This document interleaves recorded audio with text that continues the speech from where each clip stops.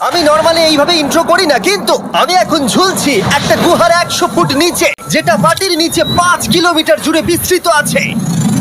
আর আমরা এটা পছন্দ করি বা না করি, যখনই আমি আর আমার বন্ধুরা মাটি টাচ করলাম, আমরা অফিসিয়ালি এখানে আগামী 7টা দিন কাটাতে চলেছি। বাবারে, এটা আমার জীবনে করা সবথেকে ভয়ঙ্কর জিনিস। প্রথমত, আমাদের এখন এখান থেকে অনেকটা দূরে যেতে হবে। কেন? যদি ঝড় বৃষ্টি হয় তাহলে এই পুরো জায়গাটা জলে ভরে যেতে পারে, আর সমুদ্রের মতো ঢেউ এসে সবাইকে ভাসিয়ে নিয়ে যেতে পারে। সেই জন্য আমাদের আরো ভিতরে যেতে হবে একটা বেস ক্যাম্প বানানোর জন্য। ভাই এটা পুরো পাগলাম। এটা একটা অন্য জগৎ মনে হচ্ছে। এই কেভ এন্ট্রান্সটা হয়তো দেখতে সুন্দর, কিন্তু দেখে যা মনে হচ্ছে আসলে তা নয়। আর আমরা হয়তো জানি না যে আগামী 7টা দিন আমাদের জীবনের সব থেকে কঠিন সময় হতে চলেছে। সব থেকে বাজে ডিসিশন। ঠিক আছে, আর কিছুক্ষণের মধ্যেই অন্ধকার হতে চলেছে। ক্যাম্প না করলে আমরা বিপদে পড়বো। আমরা কোথায় যাচ্ছি সেটা কি বলবে? আমাদের ক্যাম্প সেটআপের জন্য একটা ফ্ল্যাট গ্রাউন্ড খুঁজতেই হবে। কেভের ভেতরে ঢোকার পরে আমরা এমন একটা জায়গা খুঁজে পেলাম যেটা অনেকটা উঁচুতে থাকায় আমরা জল থেকে সুরক্ষিত থাকতে পারবো। তার মানে এটা ক্যাম্পের জন্য পারফেক্ট। পারফেক্টটা একটু বেশি হয়ে গেল। মোটামুটি বলা যেতে পারে। ঠিক আছে, ক্যাম্পের জন্য মোটামুটি। প্রথম দিনের বাকিটা আমরা কাটিয়ে দিলাম আমাদের জিনিসপত্র আনতে। প্রত্যেকটা ব্যাগের ওজন প্রায় 80 পাউন্ড। আর যেমনটা তোমরা ফুটেজে দেখছো, আমরা এটা করতে 4 ঘন্টা লাগিয়ে দিলাম। এখান থেকে যাওয়া খুব কঠিন। তারপরে আমরা সবাই বেস ক্যাম্পে ফিরে গেলাম। ঠিক আছে, আমরা এখানে লাইট লাগিয়ে দিলাম। আমাদের সব জিনিসপত্র হোম বেসে চলে এসেছে। একটু ক্যামেরাটা ওদিকে দেখাবে? ওদিকটা কিন্তু ভয়ানক অন্ধকার, আর সবসময় এরকমই থাকবে। তাই আমরা ক্যাম্পিং গ্রাউন্ডের জন্য খুব বেশি কিছু করতে পারলাম না। কটা ফুটো করে দড়ি টাঙিয়ে দিলাম। এটা ধরো আর ওঠো দেখি। মনে হচ্ছে আমাদের হ্যামক গুলো ভালোই সাপোর্ট পাবে। আর তারপরে আমাদের সার্ভাইভাল গাইড জোয়ের সাহায্যে আমরা হ্যামক টাঙালাম। এই সরু দড়িটা আমার হ্যামকটাকে ধরে রাখবে। হ্যাঁ।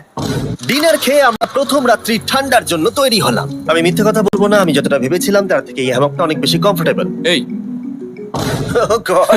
আমি তো আমার চমকেই হাতটা তো গেছিলাম। বড় কেন ভাই? এই কেভটা 2.5 কিলোমিটার ডিপ, আর আমরা এখন এন্ট্রান্সের কাছেই ক্যাম্পিং করছি। কাল আমরা অনেক কিছু এক্সপ্লোর করব। তোমরা কেমন ঘুমালে? ভয়ঙ্কর। ঘুমই হয়নি। এটা সত্যি একটা অস্বস্তিকর পরিবেশ। কেভের উপর থেকে অনবরত আমাদের উপরে জল পড়েই যাচ্ছিল, তাই উপরে একটা প্লাস্টিক চাপালাম, কিন্তু তাও আমাদের হ্যামকের উপরে জল পড়েই যাচ্ছিল। একটা আইডিয়া আছে, চলো শেল্টারগুলোকে ভালোভাবে তৈরি করি। আমার মনে হয় এই প্লাস্টিকগুলোকে জুড়ে দিলে আর জল পড়বে না। বাহ, তুমি তো জিনিয়াস। আমি শুধু একজন ইউটিউবারই নয়, ঠিক আছে? আমার হ্যামকটা এটার উপরে ঝুলছিল। মানে দেখো, আমি আরেকটু হলে হ্যামক থেকে নেমে পড়ে যেতাম। আর আমরা সেই সময় এটা বুঝতেই পারিনি যে এই গর্তটা প্রায় 40 ফুট গভীর। তাই যখন আমি আর শন প্লাস্টিকগুলোকে জুড়ছিলাম, তখন ম্যাক আর কার্ল এই গর্তটা কতটা ভয়ঙ্কর সেটা দেখতে গেল। আমার হ্যামকটা দেখতে পাচ্ছো? ওখানে আমি ঘুমাচ্ছিলাম। এদিকটা দেখো। আর যেহেতু এই কেভে সব একই রকম দেখতে, তাই আমাদেরকে ফলো করা অনেকটাই কঠিন ছিল। এই ম্যাপে তোমরা আমাদের হোম বেস দেখতে পারবে, আর দেখতে পারবে ওরা ওখান থেকে কত দূরে হ্যাঁ, যাচ্ছে। এটা তো খুবই ভয়ঙ্কর। ভাই এটা পাগলামো। আর যখন ছেলেরা র্যান্ডমলি এক্সপ্লোর করছিল, তখন আমি আর শন ক্যাম্পে কাজ করছিলাম। এই স্লিপিং ব্যাগটা এখানে কেন পড়ে? কারণ এটার থেকে পিয়ের গন্ধ বেরোচ্ছে। ইয়া, এটার থেকে শেখা উচিত স্লিপিং ব্যাগ ভাড়া নিতে নেই। আমরা স্লিপিং ব্যাগ কেন ভাড়া আমি- নিয়েছি? কেন আমি আমরা জানি না। স্লিপিং ব্যাগগুলো কিনে আনতে পারলাম না? আর তারপরে আমরা এই দুটো প্লাস্টিককে জিপ টাই দিয়ে জুড়ে দিলাম। কিছু মনে করো না, এই দড়িটার উপরে আমার জীবন বাজি আছে। আর তখন ওইদিকে ম্যাক আর কার্ল তখন ওই গর্তের মধ্যে। ও মাই গড, ম্যাক! আর শেষ পর্যন্ত ওরা একদম নিচে পৌঁছে গেল। এই, আমি তো ভাবলাম সবাই ক্যাম্প নিয়ে কাজ করবে। আমরা শুধু দেখাচ্ছিলাম জায়গাটা কতটা ভয়ঙ্কর। না পড়লেই হবে, তোমাদের স্কিল নেই। আচ্ছা ঠিক আছে। আর যদিও ওদের এবার ফিরে আসা উচিত ছিল, কিন্তু কাল আর ম্যাক এটা কতটা গভীর সেটা দেখানোর চেষ্টা করলো। ভাই এটা দেখতে দারুণ লাগছে। তুমি কি নদীটাকে পার করতে পারবে? কিন্তু ওরা এটা জানে না যে এই রিভারটা এই কেভের গোটাটাই জুড়ে আছে। তার মানে এর মধ্যেও আমাদের কিছুটা সময় কাটাতে হতেই পারে। ওই তো ওরা এসে গেছে। এসো। তোমরা রান্না করে রেখেছো তো? হ্যাঁ, রান্না করেছি। ঠিক বলেছ। একটা নতুন বাড়ি, ঠিক বলেছি তো? একদম। এখন আমাদের একটা ছাদ আছে। আর এটা তো দারুণ। জিমি রান্না বেশ ভালোই আর করেছে। আমরা আমাদের ফায়ার পিটটাকে এই সুন্দর জায়গাটাতে নিয়ে এসেছি। জায়গাটা কেমন? বেশ গরম। আরামদায়ক। এই পাথরগুলো গরমটাকে ধরে রাখবে এবং ওপর থেকে যে পি পড়ছে সেগুলোকে আটকে দেবে। ওটা পি নয়। তাহলে ওটাকে কি বলবো? যদি জানি না, হয়তো বৃষ্টির জল হবে বা না, এটা বৃষ্টি নয়, না, পাথর মানে ইয়ে করছে। এই একটু উপরে দেখাও। তুমি মেঘ দেখতে পাচ্ছো? পাথর দেখা যাচ্ছে। এটা বৃষ্টি নয়, রক পি। Rock P. ঠিক আছে, রক পি। ঠিক আছে, এটা রক পি। আর একটা শুকনো রাত ঘুমিয়ে কাটাবার পরে আমরা ঠিক করলাম জো আমাদের সার্ভাইভাল এক্সপার্ট, তাকে নিয়ে আমরা কেভের শেষ প্রান্ত অব্দি যাব। Cave, cave! Cave, cave! Cave! Cave! Cave! দেখা যাক আমরা কেভের কতটা গভীরে যেতে পারি। তোমরা কিন্তু মনে রাখবে আমরা সবেমাত্র কেভের এন্ট্রান্সের দিকেই আছি, আর আমাদের ইচ্ছা এই কেভের শেষ প্রান্ত অব্দি যাওয়া, অবশ্যই না মরে গিয়ে। ও মাই গড, এটা তো খুবই স্টিফ। আরে এটা তো সবে শুরু। আমরা কেভের আরো গভীরে এসেছি। তোমরা সবাই সাবধানে আসবে। এটা খুবই ছোট জায়গা, আমার মনে হয় না এখান থেকে আমি যেতে পারবো। কেভ এক্সপ্লোরের ইন্টারেস্টিং জিনিসটা হলো যা হোক করে আমাদের এই ছোট্ট ফাঁকগুলোর মধ্যে দিয়ে এগিয়ে যেতে হবে। ও মাই গড, খুব ছোট জায়গা। আর তারপরেই খুব বড় একটা জায়গা আসবে, সেটা এতটাই বড় যে কিছু না দেখতে পাওয়ার জন্য এটা করতে হলো। ও মাই গড! এবার আমি সব দেখতে পাচ্ছি, এটা দুর্দান্ত। এটার তো অনেক আলো। ভাই জায়গাটা কতটা সুন্দর দেখো। বাপরে কি আলো, আমি তো তাকাতেই পারছি না। আমি তো অন্ধ হয়ে যাব মনে হচ্ছে। এ বাবা, এটা কি হলো? আমরা বোধহয় ঠিক মতো এটাকে ব্যবহার করতে জানতামই না। চলো এগিয়ে যাই। আর তাই আমরা এগোতে থাকলাম। এই যে এই জায়গাগুলো, এগুলো খুব ভালো ধরার এখানে? জায়গা। এগুলো ধরে এখান থেকে পা ঘুরিয়ে চলে আসতে পারবে। এইভাবে কি? হ্যাঁ, একদম পারফেক্ট। জো সব থেকে ভালো কেভ গাইড। এভাবে কেউ গাইড করতে পারবে না। ঠিক আছে, এইবার ব্যাপারটা ইন্টারেস্টিং হবে। কি? এটা কি? এখান থেকে আমাদের ওয়েট শুট পরে সাঁতার কেটে যেতে হবে। গতকাল ম্যাক আর কার্ল এটা নিয়ে মজা করছিল, কিন্তু এই কেভে আমাদের পরের অ্যাডভেঞ্চারটা ছিল একটা প্রায় জমে যাওয়া নদীর মধ্যে। ও মাই গড, এটা তো পাগলামি! তার মানে আমাদের ওয়েট শুট করতেই হবে যাতে আমাদের হাইপোথার্মিয়া না হয়। আমরা এটা কেন করছি? এই এক্সপেরিয়েন্সটা তো জীবনে একবারই হবে। এটা করলে হয়তো আর নাও বেঁচে থাকতে পারি।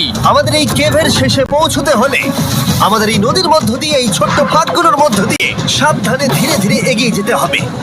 আস্তে আস্তে নামো, স্রোতের কারণে পা পেছনে টানতে পারে। ঠিক আছে, আমি তাহলে নামছি। তুমি ওই দেয়ালগুলো ধরে ধরে এগোতে থাকো আস্তে এটা তো আস্তে। খুব ঠান্ডা। তুমি পারবে জিমি। জানি না এখানে ঢুকতে পারবো কি না। জিমি, এবার তুমি জল থেকে উঠে দাঁড়িয়ে পড়ো। এটা সত্যি একটা পাগলামি। এখানে কি ঠান্ডা! যখন তোমরা খুব ঠান্ডা জলের মধ্যে থাকবে তখন একটা পাথরকে ধরে এগিয়ে চলা খুব কঠিন হবে। ও মাই গড, এটা সত্যি পাগলামি।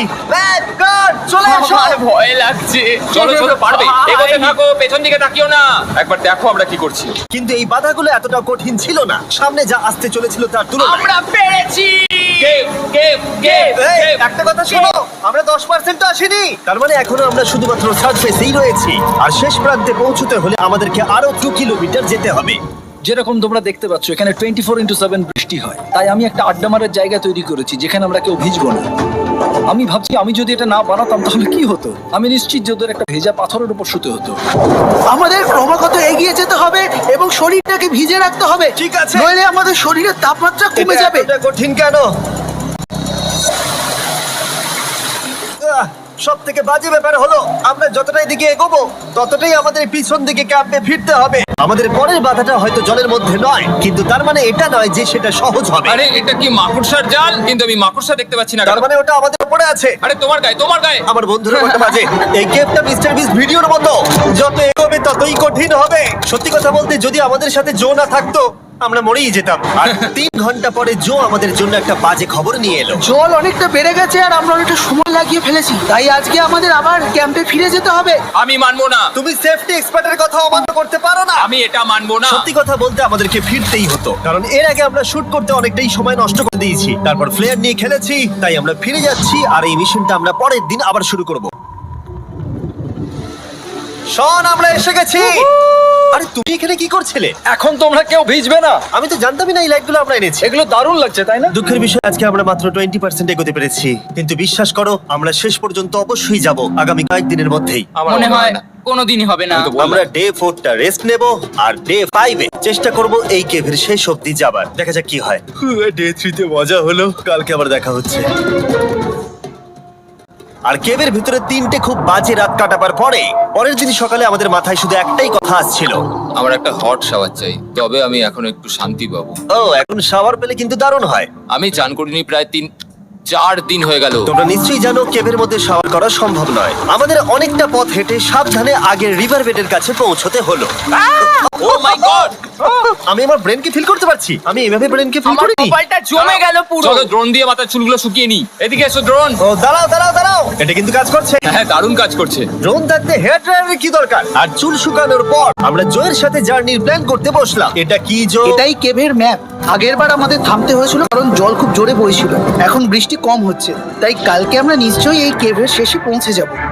এটা ভয়ঙ্কর হতে চলেছে। প্রথমে আমাদের কালকে যেখান দিয়ে গেলাম সেখান দিয়ে আগে যেতে হবে।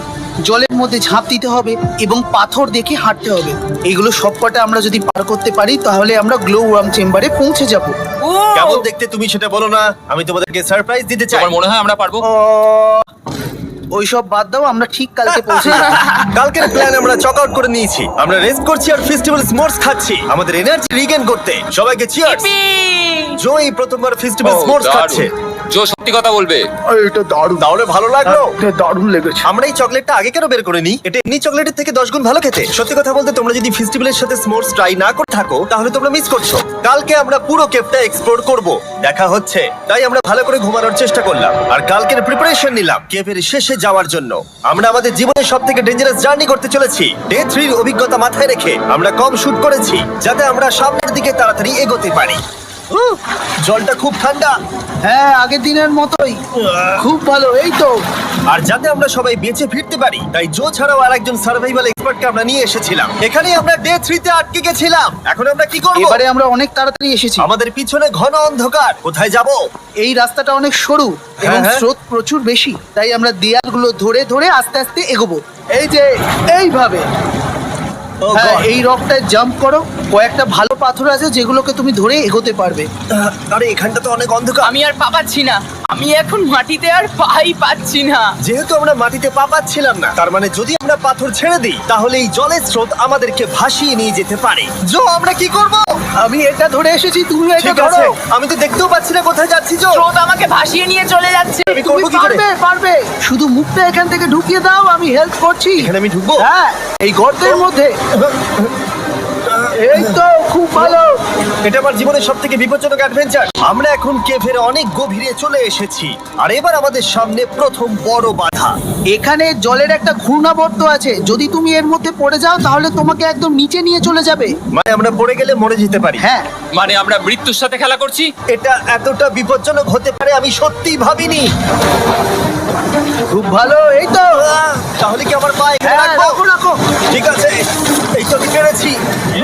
এটা আমার ভাবনার থেকেও বেশি কঠিন ছিল। এই নদীটা কতটা শক্তিশালী এই গোটা কেভটাকে তৈরি করেছে। কিন্তু মজার ব্যাপার হলো আমরা পাথরের মতো শক্তিশালী নই। আমি শুধুমাত্র মানুষের মতোই শক্তিশালী। সৌভাগ্যবশত কাল এই অ্যাডভেঞ্চারে লিড করেনি, তার বদলে আমরা একজন অ্যাভেঞ্জার জোকে পেয়েছি। ও কতটা এক্সপার্ট তার প্রমাণ হিসেবে বলতে পারি। সে লিটারালি কতটা ওপর থেকে আমাদেরকে নদীতে ঝাঁপ দিয়ে দেখালো।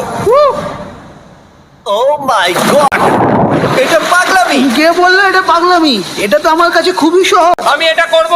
তুমি কোনোভাবেই এটা করতে পারবে না। আরে কি বলছোটা কি তুমি? আমি এক্ষুনি করতে চাই। চলো যাচ্ছি Joe. God speed back. Jimmy আমার সাথে যা যা করেছে তার কাছে এটা তো কিছুই নয়। 3, 2, 1।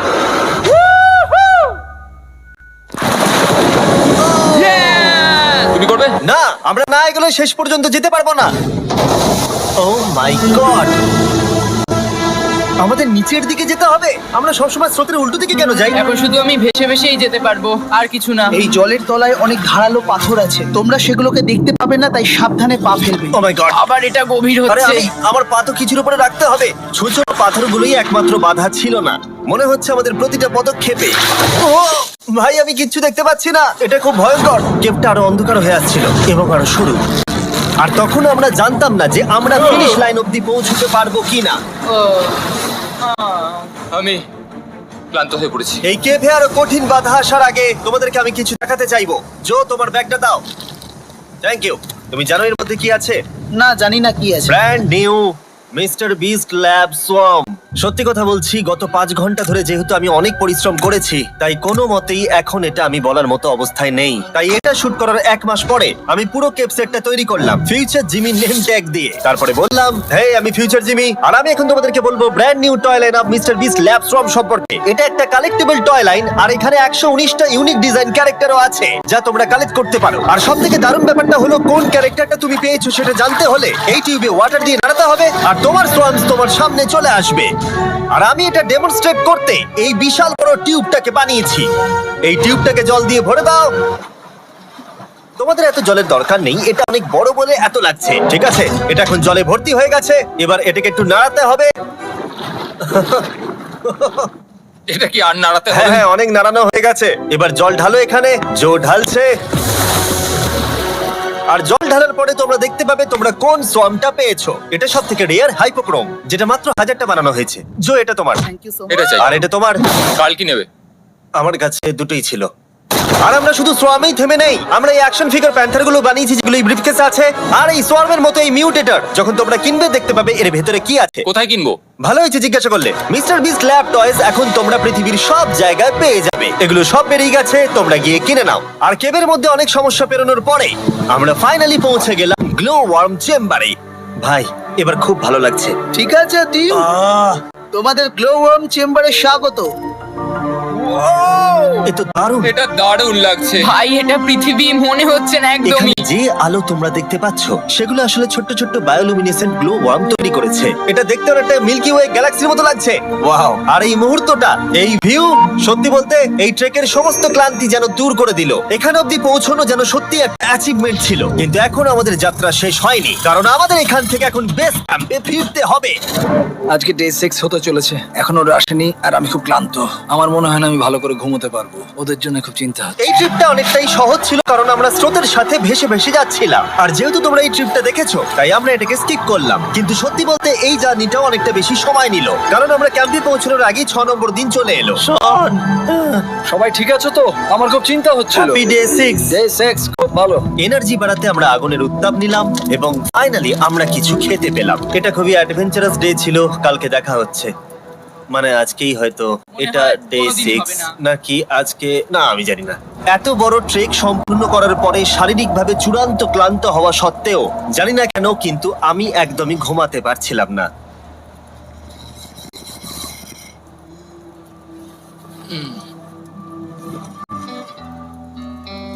আমি 7 দিন সলিটারি কনফাইনমেন্টে কাটিয়েছি, কবরে কাটিয়েছি, 7 দিন রাফটে থেকেছি। কিন্তু সত্যি কথা বলতে এটা সবার থেকে বেশি কঠিন ছিল, কারণ সব সময় ভিজে, ঠান্ডা, প্রত্যেক মুহূর্তে এই পাথরগুলো শরীরে ব্যথা দিচ্ছে।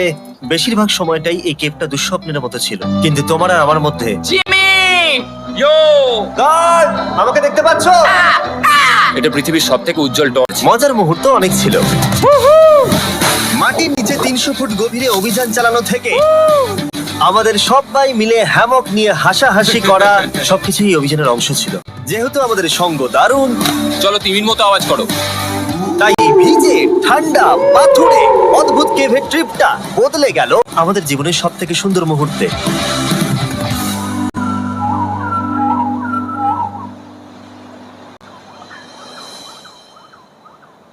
আমরা এখান থেকে যাব না যতক্ষণ না সবকিছু তোলা হচ্ছে। আর আমি সবকিছু বলেছি মানে সবকিছুই। চলো এবার বেরোনো যাক। আর যখন আমরা মাউথ কেভে আবার ফিরে এলাম, ভাই ওপরটা দেখতে দারুণ লাগছে। তখন জয়ের জন্য একটা সারপ্রাইজ ছিল। বেরোনোর আগে জো, আমরা তোমার কাছে কৃতজ্ঞ। তাই এই নাও 50,000 নিউজিল্যান্ড ডলার, 10,000 করে প্রত্যেক জনের প্রাণ বাঁচানোর জন্য। Oh my God, thank you so much Jimmy. Thank you Joe. Love you Joel! এবার আমাদের সব কাজ হয়ে গেছে, চলো বেরোনো যাক। 7টা দিন পরে আমরা ফাইনালি এখান থেকে বেরোচ্ছি।